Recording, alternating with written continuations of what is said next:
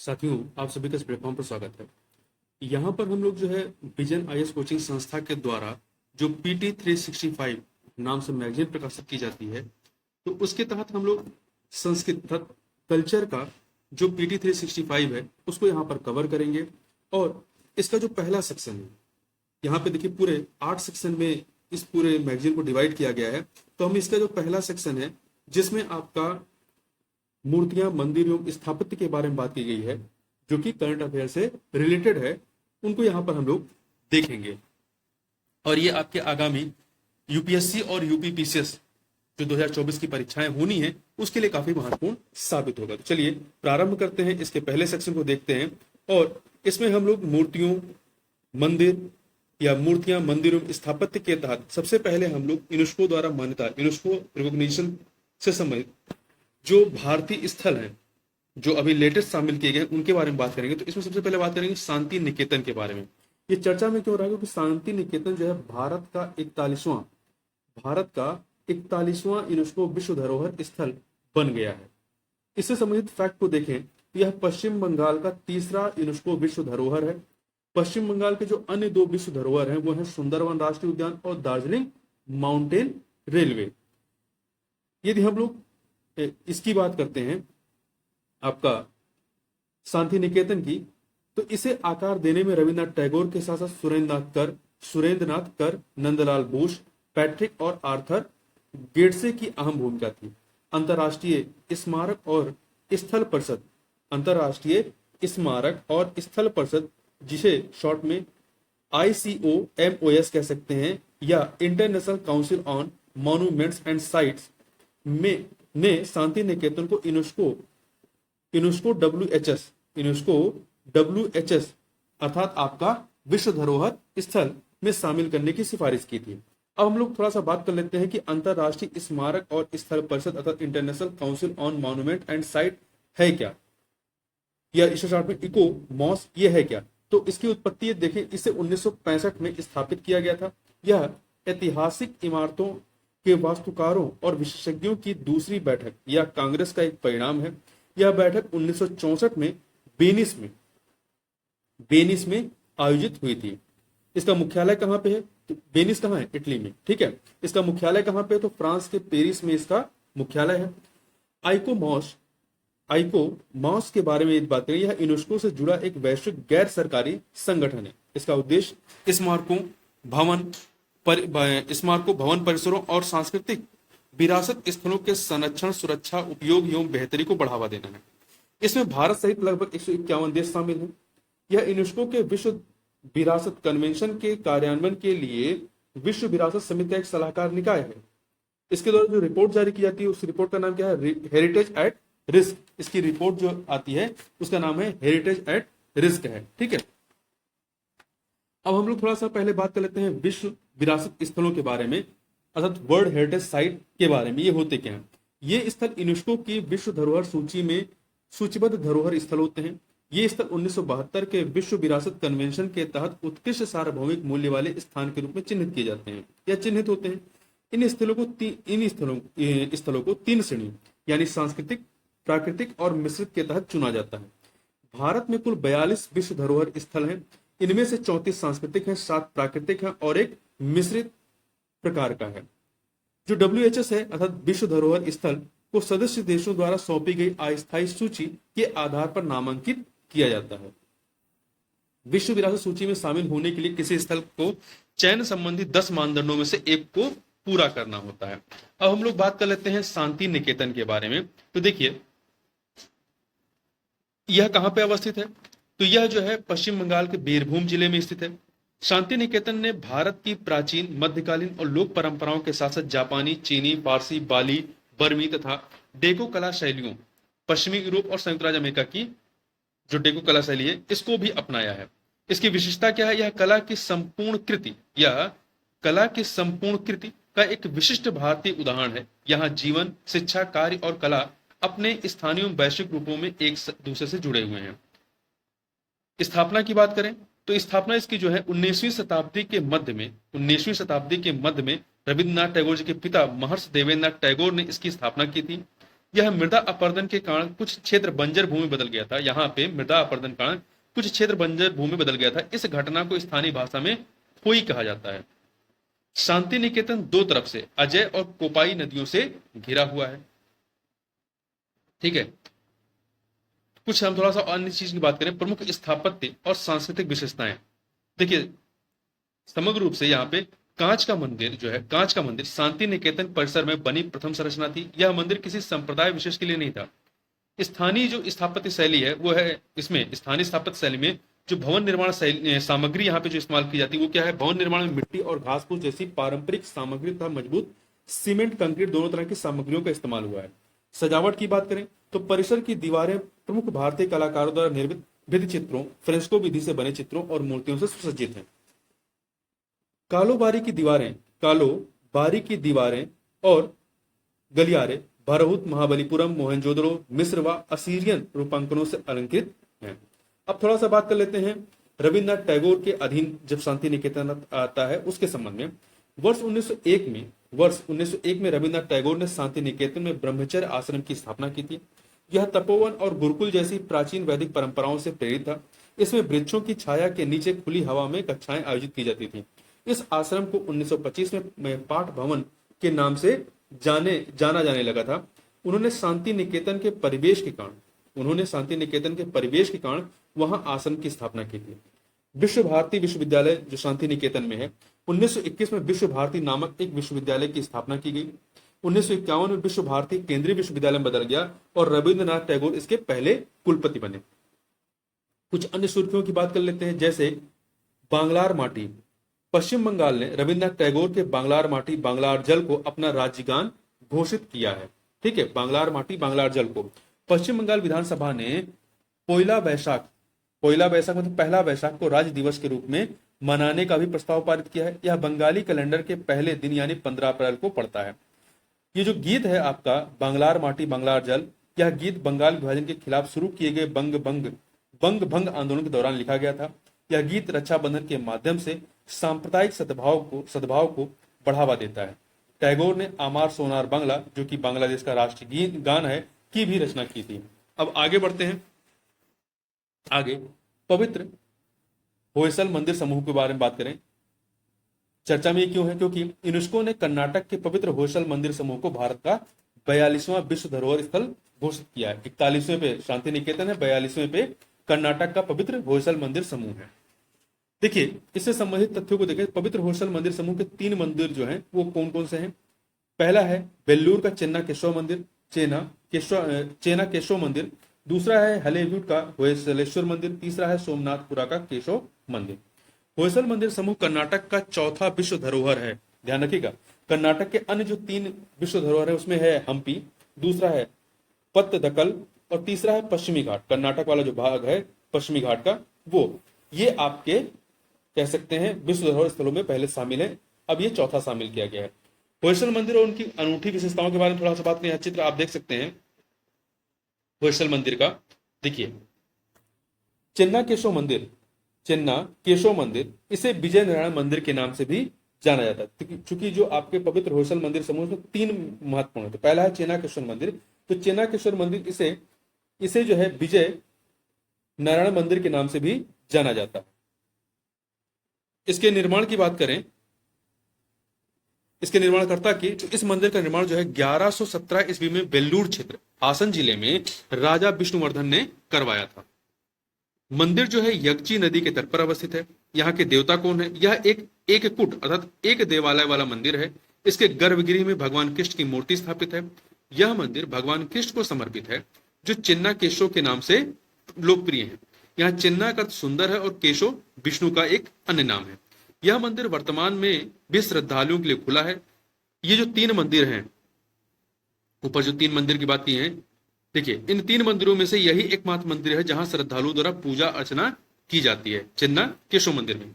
दूसरा आपका होयसलेश्वर मंदिर, जिसे हलेबीड मंदिर भी कहते हैं। इसका निर्माण जो है 1121 में, देखिए चेन्ना केशव की 1117 में, इसी 1121 ईस्वी में हासन जिले या हलेबीड में बनवाया गया था। राजा विष्णुवर्धन ने इस मंदिर के निर्माण में महत्वपूर्ण भूमिका निभाई थी, जबकि चेन्ना केशव मंदिर जो है उसको भी राजा विष्णुवर्धन ने ही बनवाया था। यह मंदिर द्वार समुद्र झील के तट पर अवस्थित है। यहाँ के देवता कौन है? यह नटराज के रूप में भगवान शिव को समर्पित है। जैसे चेन्नकेश्वर विष्णु को समर्पित है, तो होयसलेश्वर जो है शिव को समर्पित है। शिव का यह रूप संहार के देवता, जो नटराज का जो स्वरूप है, ये संहार के देवता के रूप में विख्यात है। केशव मंदिर जो तीसरा है, इसका निर्माण होयसल राजा नरसिंह तृतीय के शासनकाल में एक उच्च अधिकारी सोमनाथ ने 1268 ईस्वी में मैसूर के सोमनाथपुरा में करवाया था। यह मंदिर कावेरी नदी के तट पर अवस्थित है। यहाँ के देवता, यह एक त्रिकुट मंदिर है। यह मंदिर भगवान कृष्ण के 3 रूपों अर्थात जनार्दन, केशव और वेणुगोपाल को समर्पित है। होयसल मंदिर स्थापत्य शैली की बात करें, होयसल मंदिर समूह मंदिर निर्माण की मिश्रित या बेसर शैली में निर्मित है। 3 प्रकार की शैलियां हैं, नागर, द्रविड़ और बेसर। तो ये मिश्रित वाली जो शैली है वो बेसर शैली कहलाती है। इस शैली की मुख्य विशेषताएं क्या है? यह शैली द्रविड़ और नागर शैली का मिश्रित रूप है। इस शैली पर भूमिजा शैली का अत्यधिक प्रभाव दिखाई पड़ता है। भूमिजा शैली उत्तर भारतीय शिखर का एक प्रकार है। इसके अलावा कल्याणी चालुक्य क्षेत्र की कर्नाट द्रविड़ शैली का भी इस पर प्रभाव देखा जा सकता है। कल्याणी चालुक्य क्षेत्र की कर्नाट द्रविड़ शैली का। मंदिर स्थापत्य की जो मुख्य विशेषताएं हैं उसकी बात करें, इस शैली के मंदिर में जो होयसलेश्वर मंदिर जो शैली है, होयसल मंदिर स्थापत्य शैली, इस शैली के मंदिर एक ऊंचे चबूतरे या अधिष्ठान पर तारकीय योजना में निर्मित हुए, जैसे तारा होता है तारे की संरचना में। मंदिर निर्माण में शिलखंडी का उपयोग किया गया है। शिलखंडी मुलायम और नर्म होता है। गर्भगृह की बात करें, यह मंदिर का सबसे पवित्र भाग माना जाता है। इस कक्ष के केंद्रीय भाग अर्थात पीठ या आसन पर मुख्य देवता की मूर्ति स्थापित होती है। मंडप, यह मंदिर का वह भाग है जहां पर लोग प्रार्थना के लिए एकत्र होते हैं। गर्भगृह के पहले जो कमरा होता है या स्थल होता है। मंडप परिसर में वृत्ताकार स्तंभ भी बने हैं। प्रत्येक स्तंभ के शीर्ष कोष्ठक पर 4 मूर्तियां उत्कीर्ण हैं। गोपुरम मंदिर का प्रवेश द्वार होता है। इस शैली में निर्मित मंदिरों का गोपुरम काफी ऊंचा होता है। बेसर शैली का जो मंदिर होता है उसमें गोपुरम काफी ऊंचा होता है। मूर्तिकला, सालभंजिका एक स्त्री की मूर्ति, यह मूर्तिकला की सामान्य शैली जो यहाँ पे दिखाई पड़ती है। विमान, गर्भगृह या आंतरिक गर्भगृह ऊपर की जो संरचना होती है उसे ही विमान कहते हैं। यह भीतर से सामान्य लेकिन बाहर से भव्य रूप से सुसज्जित है। इसकी अन्य विशेषताओं में इसकी छत पर टोडा गुंबद बने हुए हैं। अब थोड़ा सा होयसल राजवंश के बारे में बात कर लें। इसकी उत्पत्ति सबसे पहले देखें तो उन्हें कर्नाटक के मलनाड क्षेत्र का मूलवासी माना जाता है। हालांकि कुछ अभिलेख उन्हें उत्तर भारत के यादव वंश के साथ भी जोड़ते हैं। इस वंश के संस्थापक कौन थे? राजा नृपकाम द्वितीय। उसने पश्चिमी गंग राजवंश के साथ गठबंधन बनाया था। शासनकाल 10वीं से 14वीं शताब्दी ईस्वी तक। राजधानी क्या थी? बेलूर, जिसे बाद में द्वार समुद्र आधुनिक हॉलीवुड स्थानांतरित कर दिया गया था। साम्राज्य विस्तार वर्तमान कर्नाटक से तमिलनाडु तक का बहुत बड़ा क्षेत्र इनके अधीन था। प्रमुख शासक कौन थे? तो हमने देखा संस्थापक राजा नृप काम द्वितीय थे और प्रमुख राजाओं में विष्णुवर्धन राय। इसके शासनकाल में कर्नाटक क्षेत्र में श्री रामानुजाचार्य का प्रभाव बहुत बढ़ गया था तथा श्री वैष्णववाद अत्यधिक लोकप्रिय होने लगा था।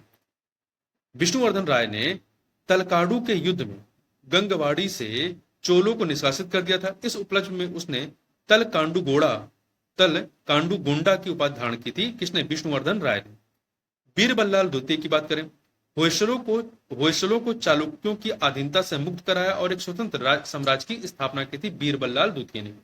प्रशासन की बात करें तो होयसल साम्राज्य के अनुसार नाडुओं, कंपन, विषय और देश में विभक्त था।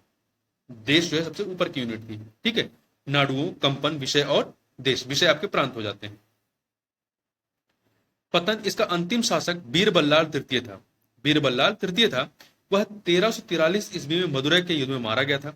तब हरिहर प्रथम ने होयसल साम्राज्य के संप्रभु राज क्षेत्रों को तुंगभद्रा नदी क्षेत्र में अपने प्रशासन के अधीन क्षेत्रों में विलय कर लिया। अब आगे बढ़ते हैं, मंदिर की बात करें तो मंदिर में हम लोग सबसे पहले कोणार्क सूर्य मंदिर की चर्चा करेंगे। चर्चा इसलिए कर रहे हैं क्योंकि जो G20 शिखर सम्मेलन भारत में हुआ था, तो G20 शिखर सम्मेलन में विश्व के नेताओं के सामने प्रसिद्ध कोणार्क सूर्य मंदिर के पहिए पर उत्कीर्ण चित्र का प्रदर्शन किया गया। कोणार्क सूर्य मंदिर के बारे में बात करें तो कोणार्क सूर्य मंदिर एक यूनेस्को विश्व विरासत स्थल है। यह मंदिर ब्लैक पगोटा, अर्क क्षेत्र और पद्म क्षेत्र के रूप में भी लोकप्रिय है। जो कोणार्क सूर्य मंदिर है, ब्लैक पगोटा, अर्क क्षेत्र और पद्म क्षेत्र के रूप में भी लोकप्रिय है। कोणार्क सूर्य मंदिर के पहिए का निर्माण जो है 13वीं शताब्दी में पूर्वी गंगवंशीय शासक नरसिंह देव प्रथम ने करवाया था। किसने? नरसिंह देव प्रथम ने। और यह 13वीं शताब्दी में निर्मित हुआ था। यह मंदिर भगवान सूर्य को समर्पित है। ये पहिए सूर्य की खगोलीय गति को दर्शाने के लिए बनाए गए हैं। मंदिर का निर्माण क्लोराइट, लेटराइट और खोंडलाइट चट्टानों से किया गया है। कोणार्क सूर्य मंदिर के बारे में नोबेल पुरस्कार विजेता रविन्द्रनाथ टैगोर ने कहा था कि यह एक ऐसी जगह है जहां पत्थरों की भाषा मनुष्य की भाषा से श्रेष्ठ है। भारत में कई सारे सूर्य मंदिर हैं। जो अन्य सूर्य मंदिर हैं उनके नाम याद रखिएगा। जम्मू कश्मीर का है मार्तंड सूर्य मंदिर, उत्तराखंड का कटारमल सूर्य मंदिर, असम का सूर्य पहर मंदिर है, बिहार में दक्षिणार्क सूर्य मंदिर है, आंध्र प्रदेश में अरसावल्ली सूर्य नारायण मंदिर है, तमिलनाडु में सूर्यनार कोविल मंदिर है, गुजरात में मोढेरा सूर्य मंदिर है और मध्य प्रदेश में ब्राह्मण देव सूर्य मंदिर है। तो ये कुछ प्रमुख सूर्य मंदिर भारत के, इनके नाम याद रखिएगा। अब मंदिर की संरचना की बात करें तो इसकी काल या स्थापत्य क्या है? कलिंग स्थापत्य कला से संबंधित है ये। इसका जो प्रवेश द्वार है, मंदिर का प्रवेश द्वार, मुख्य प्रवेश द्वार गज सिम्हा हाथी पर शेर की मूर्ति से सुसज्जित है। यहाँ गज का अर्थ हाथी है, गज का अर्थ हाथी और सिंह या सिम्हा का अर्थ शेर है। पौराणिक कथाओं के अनुसार यहाँ शेर अहंकार का और हाथी धन का प्रतीक है तथा ये दोनों अहंकार व धन ही मनुष्य के पतन का कारण बनते हैं। नाट्य मंडप प्रवेश द्वार के बाद नाट्य मंडप आता है। यह सूर्य मंदिर में नृत्य और रंगमंच के लिए बना एक विशाल कक्ष है। जगमोहन, यह मंदिर का सभा कक्ष है। जगमोहन जो है यह मंदिर का सभा कक्ष है। देउल, जगमोहन के बाद देउल नामक संरचना, यहाँ चित्र में देख सकते हैं। जगमोहन फिर देउल नामक संरचना आती है। यह एक गर्भगृह है जहां पर मुख्य देवता की प्रतिमा स्थापित की गई है। भोग मंदिर, रसोई घर, यह वह स्थान है जहां पर देवताओं और श्रद्धालुओं के लिए भोग बनाया जाता है। मंदिर की स्थापत्य की जो प्रमुख विशेषताएं हैं, उन विशेषताओं की बात यदि हम लोग करें तो जो सूर्य की किरणें जो हैं, इस मंदिर को इस तरह से डिजाइन किया गया है कि सूर्योदय के समय सूर्य की पहली किरण मंदिर के गर्भगृह और इष्ट देव पर पड़े। रथ की योजना कैसी है? कोणार्क सूर्य मंदिर की योजना सूर्य देव के रथ के समान बनाई गई है तथा कोणार्क रथ मंदिर के पहिए की बात करें, पहियों की परिधियां जो रिम्स हैं, पक्षियों, जानवरों और पर्ण समूह की नक्काशी से अलंकृत है। पहियों की तीलियों में बने चित्रफलकों पर अलग अलग विलासितापूर्ण मुद्राओं में महिला आकृतियां उत्कीर्ण हैं। 7 घोड़े हैं इसमें।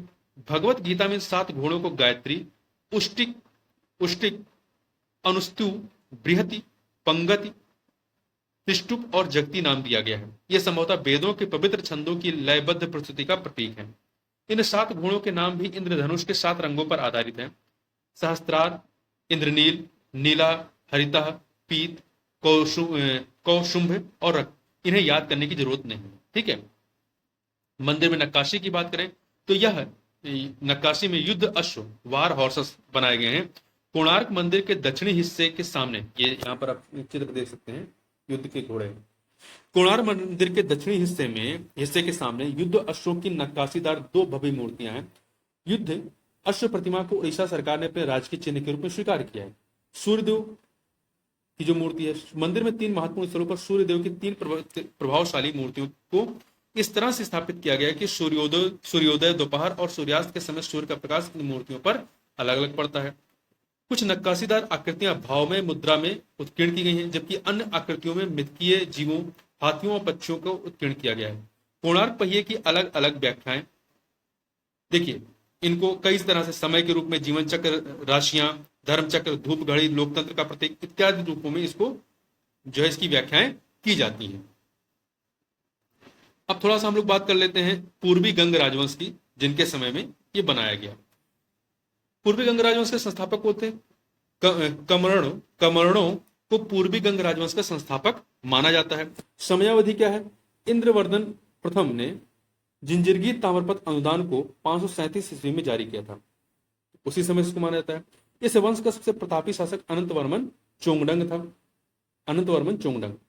प्रमुख शहर कौन सा है? यहाँ इनका राजधानी की कलिंग नगर थी। वर्तमान क्षेत्र जो है जिसके जो इस राजवंश के तहत आता था, उड़ीसा, साथ ही पश्चिम बंगाल, आंध्र प्रदेश और छत्तीसगढ़ के बड़े हिस्से आते थे।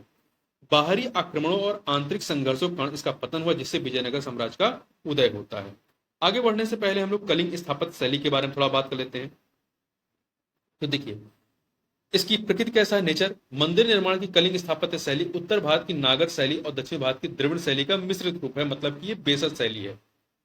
विशिष्ट स्थापत्य कला शैली, कलिंग शैली में निर्मित मंदिरों में दो विशिष्ट रचनाएं होती हैं। एक तो होता है गर्भगृह जिसे देउल कहते हैं, और एक सभा कक्ष होता है जिसे जगमोहन कहते हैं। यहाँ चित्र में आप देख सकते हैं गर्भगृह, देउल और ये सभा कक्ष जगमोहन होता है। ठीक है। हालांकि शैली के आरंभिक मंदिरों में जगमोहन संरचनाएं नहीं होती थी। इस शैली के बाद के बने मंदिरों में नाट्य मंडप और फिर भोग मंदिर संरचना का निर्माण किया जाने लगा। श्रेणियां, कलिंग स्थापत्य शैली को सामान्यतः तीन मुख्य श्रेणियों में बांटा गया है: रेखा देउल, पीढ़ी देउल या भद्र देउल तथा खाखरा देउल। ये याद रखिएगा। आगे बढ़ते हैं। आगे हम लोग बात कर लेते हैं शारदा मंदिर के बारे में। तो शारदा मंदिर के बारे में क्यों बात कर रहे हैं? क्योंकि जम्मू कश्मीर के कुपवाड़ा जिले के टिटवाल गांव में नियंत्रण रेखा एलओसी के करीब नवनिर्मित शारदा देवी मंदिर में नवरात्रि पूजा का आयोजन किया गया। ठीक है। तो शारदा मंदिर कहाँ है? जम्मू कश्मीर के कुपवाड़ा जिले के टिटवाल गांव में। देखिए, यह मंदिर पाकिस्तान अधिकृत कश्मीर पीओके की नीलम घाटी में स्थित पारंपरिक शारदा देवी पीठ की ओर जाने वाले मार्ग पर अवस्थित है। शारदा देवी पीठ के बारे में बात करें, शारदा पीठ इस क्षेत्र के तीन प्रमुख तीर्थ स्थलों में से एक है। जो अन्य दो हैं वो है मार्तंड सूर्य मंदिर और अमरनाथ मंदिर। यह मंदिर मार्तंड मंदिर से काफी मिलता जुलता है। प्रसिद्ध विद्वान और यात्री अलबरूनी ने मंदिर का उल्लेख एक प्रतिष्ठित पूजनीय तीर्थ स्थल के रूप में किया था। शारदा देवी पीठ के महत्व की बात करें तो धार्मिक महत्व क्या है? यह 18 महाशक्ति पीठों में से एक है। यह हिंदू देवी सरस्वती को समर्पित है।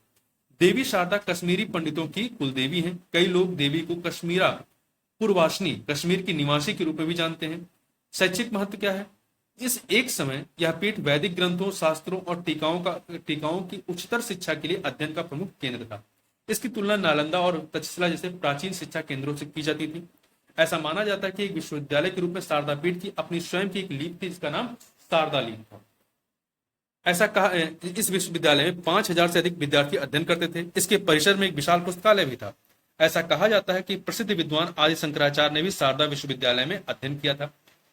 यह भी मान्यता है कि वैष्णव परंपरा के सबसे महत्वपूर्ण प्रतिपादकों में से एक श्री रामानुजाचार्य ने भी शारदा पीठ का भ्रमण किया था और इसी जगह अपने ग्रंथ श्री भाष्य की रचना की थी। अब सुर्खियों में रहे कुछ अन्य मंदिरों की बात कर लें, जैसे त्र्यंबकेश्वर मंदिर। त्र्यंबकेश्वर मंदिर जो है वो आपका चर्चा में था। क्यों चर्चा में था? त्र्यंबकेश्वर मंदिर भगवान शिव के 12 ज्योतिर्लिंगों में से एक है। त्र्यंबकेश्वर मंदिर की बात करें तो यह 12 ज्योतिर्लिंगों में से एक है। ज्योतिर्लिंग को हिंदू धर्म में भगवान शिव का प्रतीक माना जाता है। यह मंदिर जो त्र्यंबकेश्वर मंदिर है, यह मंदिर जो है ब्रह्मगिरी पर्वत की तलहटी में स्थित है। यह यहाँ से गोदावरी नदी निकलती है या बहती है। इसका निर्माण जो है तीसरे पेशवा बालाजी बाजीराव, जिसका कार्यकाल जो है 1740 से 1760 तक रहता है, ने पुराने मंदिर के स्थान पर करवाया था। शब्द त्र्यंबक त्रिदेवों भगवान ब्रह्मा, भगवान विष्णु और भगवान महेश को इंगित करता है। यह मंदिर स्थापत्य कला की नागर शैली में निर्मित है। इसका निर्माण काले पत्थर से किया गया है। ज्यादातर भारत के उत्तरी भागों में प्रचलित शैली है। यहाँ पे हम लोग जो 12 ज्योतिर्लिंग है उनको थोड़ा सा मैप में यदि देखें तो देखिए, आपका उत्तराखंड केदारनाथ में केदारनाथ ज्योतिर्लिंग है। ठीक है। नीचे आइए, झारखंड के देवघर में बैद्यनाथ है। उत्तर प्रदेश के काशी में या वाराणसी में काशी विश्वनाथ है। और आप यहां पर देखें, आंध्र प्रदेश में के श्रीशैलम में मल्लिकार्जुन पीठ है। तमिलनाडु के रामेश्वरम में रामेश्वर ज्योतिर्लिंग है। इसके अतिरिक्त आप देखें यहां पर महाराष्ट्र में 4 है। महाराष्ट्र में 4 कौन से हैं? एक देखिए, औरंगाबाद में गृणेश्वर है। महाराष्ट्र के पुणे में भीमाशंकर है। नासिक में त्र्यंबकेश्वर है। 3 है महाराष्ट्र में, 3 है। ठीक है, 4 नहीं 3 है। और वहीं गुजरात में आप देखिए, गुजरात में आप देखेंगे 2 दिखाई पड़ेंगे आपको। एक है आपका सौराष्ट्र में सोमनाथ, दूसरा है गुजरात के दारूकांवर में नागेश्वर। इसके अतिरिक्त मध्य प्रदेश में भी 2 हैं। शिवपुरी में ओंकारेश्वर है और उज्जैन में महाकालेश्वर है। तो ये 12 ज्योतिर्लिंग है। आगे बढ़ते हैं। तुंगनाथ मंदिर की बात करें। यह मंदिर उत्तराखंड के तुंगनाथ मंदिर, यहाँ पे आप चित्र देख सकते हैं। इसको आपने कई बार टीवी में भी देखा होगा। यह मंदिर उत्तराखंड के रुद्रप्रयाग जिले में अवस्थित है। यह मंदिर 1000 वर्ष से भी अधिक पुराना है। एक मान्यता के अनुसार पांडव अर्जुन ने इस मंदिर की नींव रखी थी। यह दुनिया में सर्वाधिक ऊंचाई पर स्थित शिव मंदिर है। यह 12,000 फीट से अधिक की ऊंचाई पर स्थित है। इसे तृतीय केदार भी कहा जाता है क्योंकि यह गढ़वाल हिमालय में मौजूद शिव मंदिरों के पंच केदार समूह का हिस्सा है। पंच केदार में कौन है? केदारनाथ, महाहेश्वर, तुंगनाथ, रुद्रनाथ और कल्पनाथ शामिल है। अगला है जागेश्वर मंदिर और पार्वती कुंड। जागेश्वर मंदिर और पार्वती कुंड। जागेश्वर मंदिर जटागंगा नदी के पास स्थित है। यहाँ स्थित शिव मंदिर अलग अलग देवताओं के 100 से अधिक प्राचीन लघु मंदिरों से घिरा है। ये मंदिर जो है गुप्तोत्तर और पूर्व मध्यकाल के हैं। यहाँ स्थित ज्यादातर मंदिरों का निर्माण और पुनर्निर्माण कत्यूरी राजवंश के शासकों ने करवाया। किसने? कत्यूरी राजवंश के शासकों ने। स्कंद पुराण और लिंग पुराण के अनुसार शिवलिंग की सबसे पहले जागेश्वर से आरंभ हुई थी।